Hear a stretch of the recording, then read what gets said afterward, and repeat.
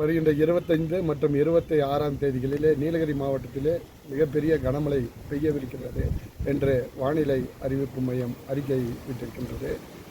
Red alert விடுக்கப்பட்டிருக்கின்றது Nilgiri மாவட்டத்திற்கு. நீலகிரி மாவட்டத்தில் 280க்கும் மேற்பட்ட இடங்கள் அபாயகரமான சூழ்நிலையில் இருக்கிறது என்று மாவட்ட நிர்வாகம் அடையாளப்படுத்தியிருக்கின்றார்கள்.